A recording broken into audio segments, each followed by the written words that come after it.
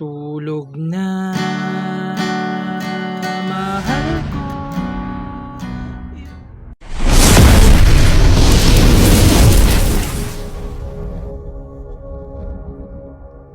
Hello mga ka-idol! So ngayon meron na naman akong ituturo sa inyong napakagandang kanta. Ang title pala nitong kanta ay yung Tulog Na by Sugar Free. So napakaganda nito mga ka-idol at halos madali lang naman yung mga chords niya. Meron lang siyang 3 pirasong bar chords lang. Okay, 3 lang naman. Alam kong kayang-kaya nyo yan. So dito muna tayo sa strumming pattern. Yung strumming pattern natin hanggang matapos na yung kanta. Okay, so ganito lang.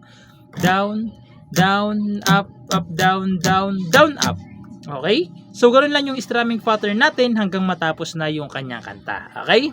So, proceed naman muna tayo doon sa kanyang whole verse. So, yung whole verse niya rito is D.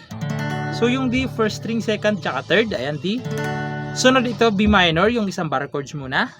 So, yung B minor, sa second fret nakabar, sa third fret second string, sa fourth fret fourth string, tsaka third string lang. B minor, tas E minor. So yung E minor, fifth tsaka fourth lang. Tas pupunta kayo ng A. So yung A, second string, third tsaka fourth. Ayan, A. Tas pupunta kayo ng F sharp minor. Ito yung pangalawang bar chords. Ayan. So yung F sharp minor nakabar sa second fret. Sa fourth fret, fourth string tsaka fifth string. Okay? F sharp minor. Tas pupunta kayo ulit ng B minor. Tapos G. So yung G, first string, second string, fifth tsaka sixth. G. Tapos A.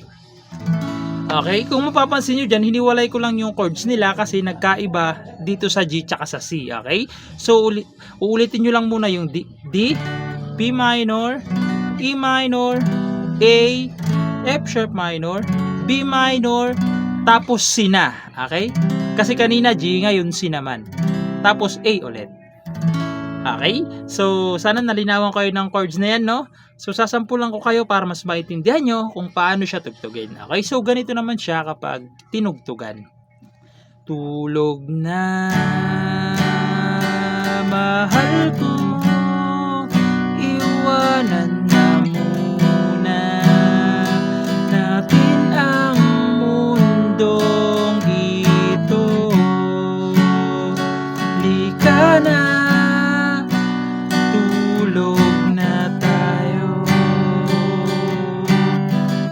tapos yung sa baba naman. Yung sa baba naman, ulitin nyo lang muna ulit. Tulog na, mahal ko, huwag kang lumuha, malambot ang iyong kama, tsaka na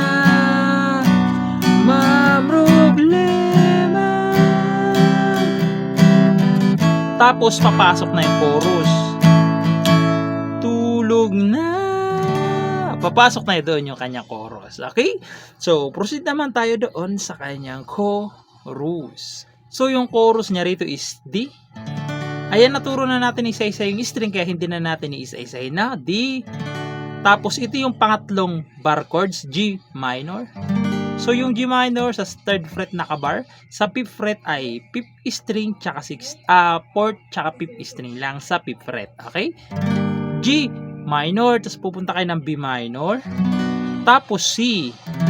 Pagkatapos niyan, pupunta kayo ng G, B minor, A, tapos E naman. So, yung E, third string, fifth tsaka fourth lang, E.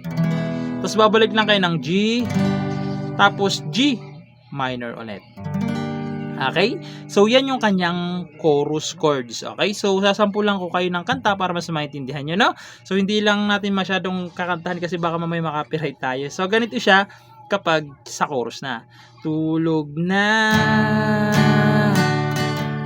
hayaan na muna natin sila.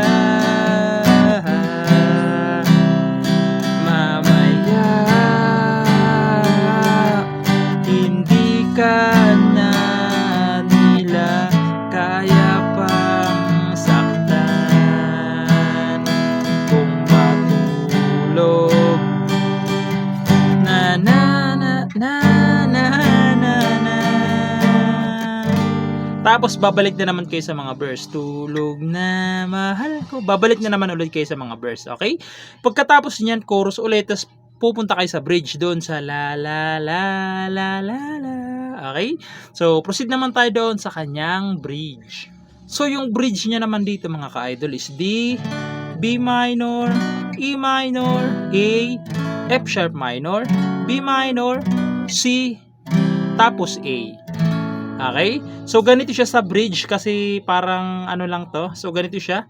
La la la la la la la la la la la la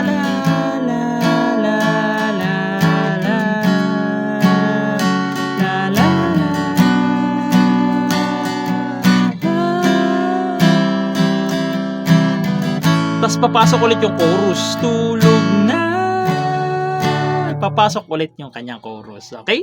So, ganun lang naman siya kadali tugtugin. Sana nagustuhan nyo tong tutorial natin at good luck sa bago nyong matututunan.